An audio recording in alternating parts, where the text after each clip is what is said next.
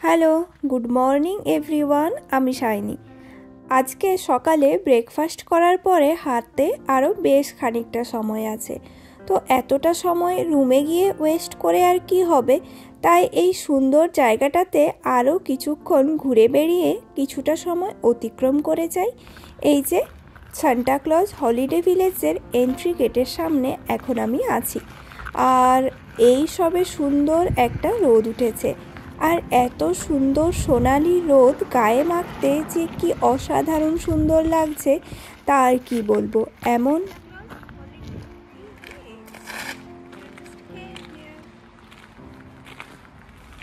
সকালে একটু রোদ উঠেছিল, বাট হঠাৎ করে কিছুক্ষণ পরে চারদিকটা মেঘলা হয়ে গেল। আজকে ওয়েদার রিপোর্টে দেখাচ্ছে রোভানিয়েমিতে খুব একটা বেশি সূর্য ওঠার সম্ভাবনা নেই।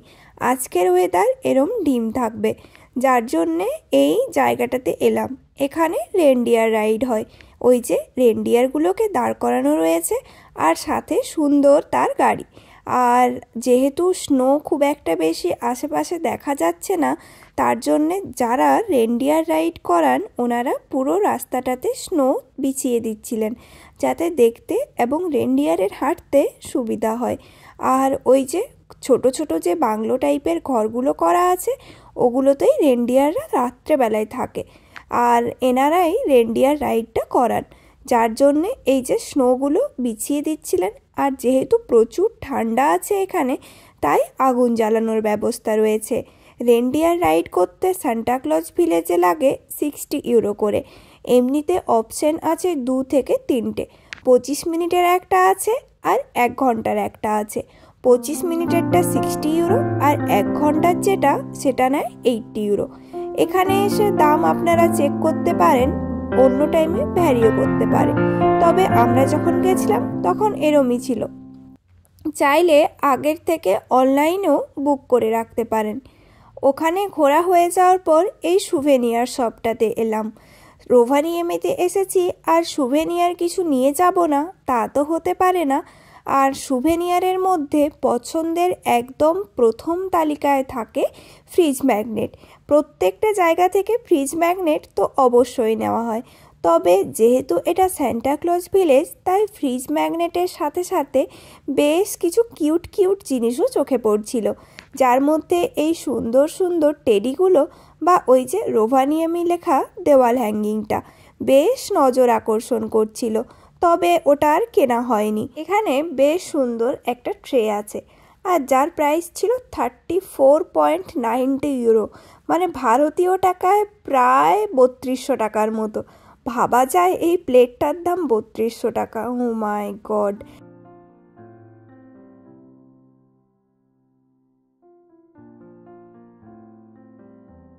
এখানে সব কিছুই বেশ কস্টলি, আর হবে তো স্বাভাবিক, সান্টাক্লজ ভিলেজের ভেতরের দোকান বলে কথা। এখানে কিছু রেনডিয়ারের শিং দিয়ে তৈরি জিনিসপত্র চোখে পড়ছিল, যেমন ওই কিরিং বা বিভিন্ন টাইপের শিংও ছিল। এগুলোর প্রাইস ছিল 7 থেকে 8 ইউরো করে।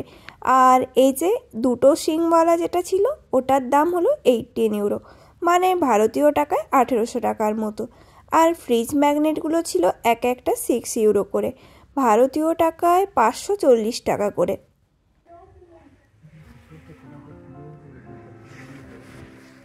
তারপর বেরিয়ে আমরা কোথায় যাব এখন? এখানে দেখলাম রেনডিয়ারের ফার দিয়ে কার্পেট করা আছে, আর যেগুলোর প্রাইস ছিল 129 ইউরো, বাট 98 ইউরোতে দিচ্ছিল। অনেকটাই ছাড় দিচ্ছে, তবে তাও ওভার প্রাইসড। কিন্তু এগুলো আবার অনেকেই ঘরে রাখতে পছন্দ করে। আসলে এখানকার সুভেনিয়ার তো এই রেনডিয়ারই। আর এই রেনডিয়ারের টুপিটার দাম ছিল 350 ইউরো। ইন্ডিয়ান রুপিসে কনভার্ট করলে হয়ে যাবে প্রায় 34,000 টাকার মতো। খুবই কম দাম, এগুলো তো যখন তখন কেনাই যেতে পারে। ও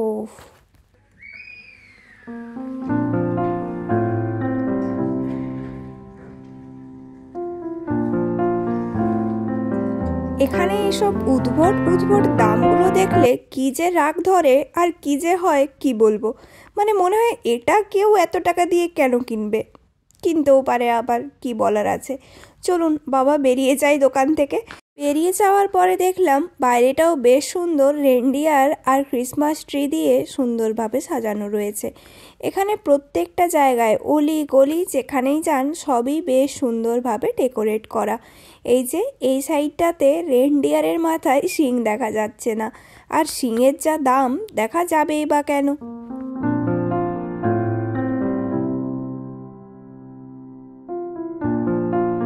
রেনডিয়ারের সাথে সাথে এখানে হাস্কি রাইডও হয়, আর হাঁটতে হাঁটতে এই হাস্কি রাইডের পাতটাতেই চলে এসেছিলাম। দেখলাম বেশ ভালোভাবে গার্ড করা আছে। হাস্কিরা আবার একটু রাগী হয়, তো যদি কোনোভাবে বেরোতে চায় তাই আটকানোর জন্যই এরম ব্যবস্থা।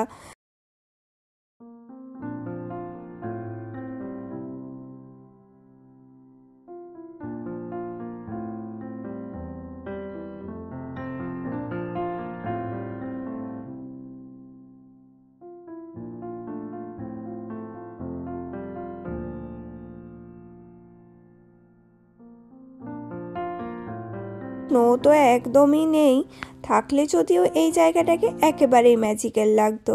হালকা হালকা বৃষ্টিপাত হওয়ার সম্ভাবনা আছে, তবে এখনও হচ্ছে না। এখান থেকে আমরা বেরিয়ে যাই, তারপর বাবা যা ইচ্ছে হোক। আর এই গাছটার মধ্যেও দেখলাম ইন্ডিয়ার ফ্ল্যাগ দেওয়া আছে। মোটামুটি সব জায়গাতেই আপনি প্রত্যেকটা দেশের কিছু না কিছু নিদর্শন পেয়েই যাবেন। শেষবারের মতো আর্কটিক সার্কেল আর একবার এখানে ক্রস করে যাই, তারপরে তো আমরা আরও অনেক নর্থে আর্কটিক সার্কেলের মাঝেই চলে যাচ্ছি বলতে পারেন। আমরা যাচ্ছি ফিনল্যান্ডের থেকেও আরও ওপরে সারিসেলকা ইনারি ওই পাটটাতে, যেখানে প্রচুর প্রচুর প্রচুর বরফ আছে। আর এই বরফ না থাকার দুঃখ নিয়ে থাকতে হবে না। চলুন তো আর একটা সুভেনিয়ারের দোকানে যাই। ওখানে তো সব কিছুর এতটাই দাম ছিল যে ওখান থেকে কিছুই কেনা গেল না, তাই এদিকে দোকানটাতে এলাম। এখানে একটা ছোট্ট মতো শপ করা আছে, আর যেখানে রিয়েল অরিজিনাল রেনডিয়ার অ্যান্টলার দিয়ে তৈরি জিনিসপত্র পাওয়া যায়, আর এটা একেবারেই হ্যান্ডমেড, যার জন্যে দেখার ইচ্ছে ছিল, বাট আর যাওয়াই হলো না। আর অতটা টাইমও নেই এখন আর এখানে এরমভাবে ঘুরে বেড়ানোর জন্যে। তাড়াতাড়ি গিয়ে কয়েকটা সুভেনিয়ার কিনেই বেরোতে হবে।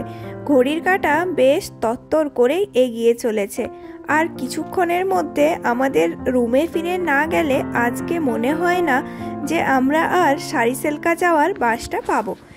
রাস্তায় হাঁটতে হাঁটতে হঠাৎ করে দেখি প্রচুর লোকের একসাথে আগমন।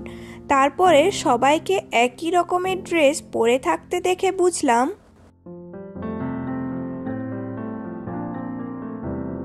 কোনো একটা ট্যুর বা কোম্পানি থেকে ওনারা এসছিলেন।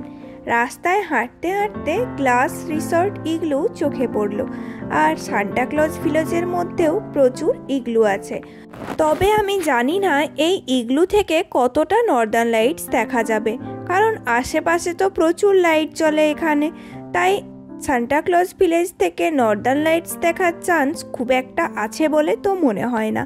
তবে যদি কেউ চায় রোভানিয়েমিতে এসে ইগলুতে থাকবে, তাহলে সে অবশ্যই এক্সপিরিয়েন্স করতে পারে। আর এই ইগলুগুলো ছিল বেশ বড় বড়।